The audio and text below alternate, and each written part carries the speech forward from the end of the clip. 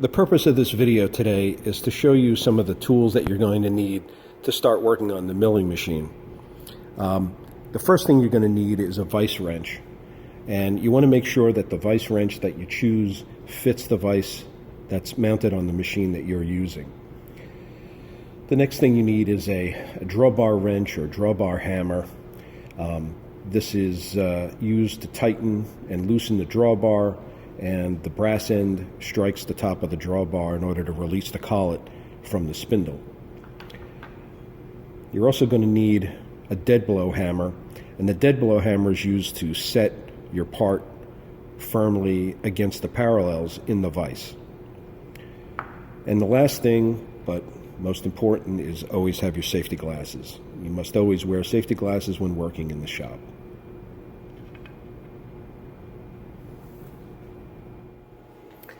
The next few items that you need to work with the milling machine is a chip brush so that you can clean the gap between the jaws of the vise. You want to have a container of cutting oil and a small acid brush for oiling, and then you want to have the appropriate size collet and your end mill. When you select the end mill, make sure that you're choosing an end mill that is sharp.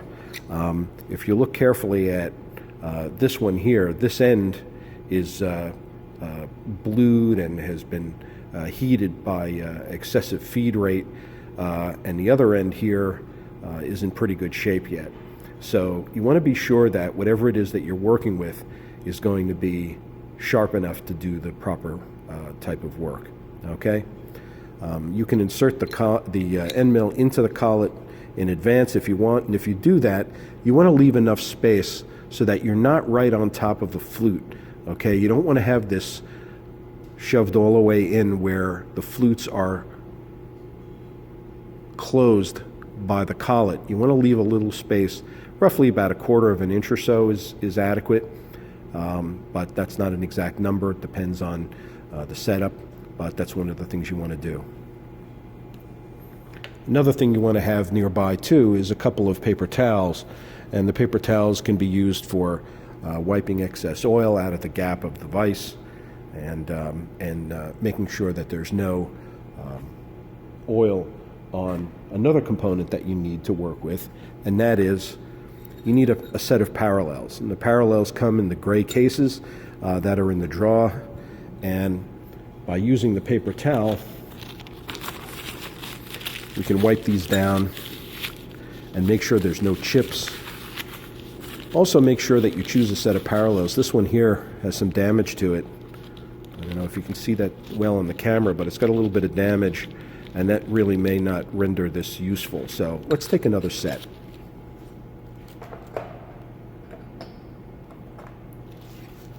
All right, I've got another pair of parallels here, and these are 1.25 inches high, and we want to make sure that these are very clean. Also be careful not to drop them. They're precision ground on all surfaces, and they're a matched pair. So make sure these are very clean. The size of the parallels, or the height of the parallels that you use, depends upon the part that you're putting in the vise and also the depth of the vise jaws. So the part is going to sit on top of the parallels with these separated. They're not going to be together. They'll be separated. And you want to clamp the part in the vise where you're gripping at least half of the height of the part, at least halfway, about where my thumb is. Okay. Ideally, you want to grip the part as much as necessary and still leave enough material plus a little safety zone for you to machine. Okay, so if you need to machine off 125 thousandths off of this part, you maybe want to leave 200 thousandths or so sticking out, or 250 thousandths. These parallels come in 1/4 of an inch increments. No, I'm sorry, actually 1/8 of an inch increments. So you want to make sure that you choose a set that does not set your part too high or too low in the vise, and I'll show that in a second.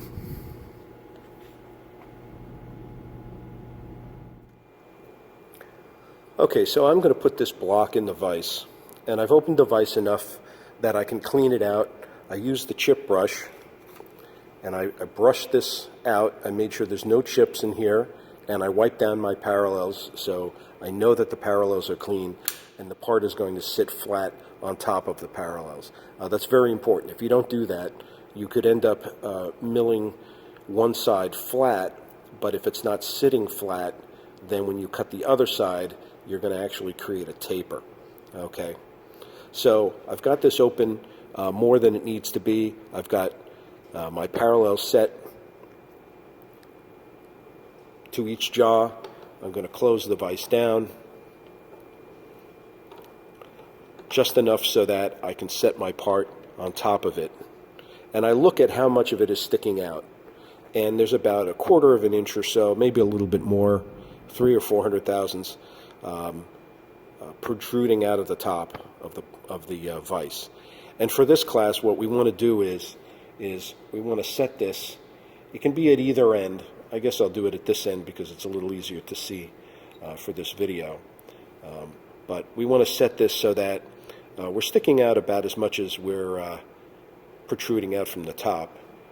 And I'm closing the vise. I just make it snug. And then I'm just going to set this with the hammer. That should be tight enough to hold the part in place and prevent at least one of the parallels from moving. And then tighten the vise up securely. Don't over tighten it, but that should be enough. So once I've selected the collet and the end mill size that I need, I can insert the end mill into the collet, or I can put the collet into the machine first. Older collets may have enough wear on them where they're not going to hold the end mill without support.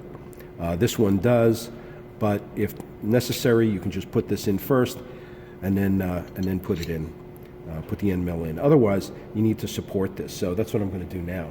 There's a pin inside the spindle here that must align with this slot. So if it's not aligned, you can just rotate this, push this all the way up. I'm holding both the end mill and the collet, and then I'm finger tightening the drawbar just enough to hold this in. And that's it. The next step is to go up top and tighten it with the drawbar wrench. So what I'm showing you right here now is the spindle brake. Okay, and the spindle brake is what's going to hold the spindle steady while we tighten the drawbar with the drawbar wrench. So I've got my drawbar wrench, and I'm just going to put that right on top of the drawbar. Okay, and I'm going to turn this. It's standard screw thread, righty-tighty. Okay, and in order to do this, I need to move the wrench, and I need to hold this back like this to keep the spindle from turning. I can't do this right now because I'm holding the camera with my other hand, but that's the procedure. Okay, you don't need to over tighten this. Okay, it just needs to be adequately tightened, and you must make sure that this is pushed hard enough backwards. So okay, we're pushing it back this way. You're pushing it back hard enough so that you can see that the spindle is not turning. Okay. It's a simple procedure to do, but you have to make sure that you don't over tighten. You can damage the drawbar or the collet in some circumstances. So when we go to loosen the collet, the important thing to do is hold this spindle brake. We've got our drawbar wrench attached to the top of the drawbar. You can see the hex here. Okay, it's attached to the top. I'm holding the spindle tight, and then I'm pulling on the drawbar wrench enough to loosen the drawbar. This should be just loose enough so you can turn it with your fingers. Just back it off about a turn or two at the most. Hold the tool at the bottom of the spindle and just give this a slight tap. And that's all that's necessary to release the tool from the collet and to release the collet from the spindle. To take the collet out, you just unscrew this all the way. I'm holding with my other hand, you can't see in the picture right now, but I'm holding the collet, and there's the collet in my hand.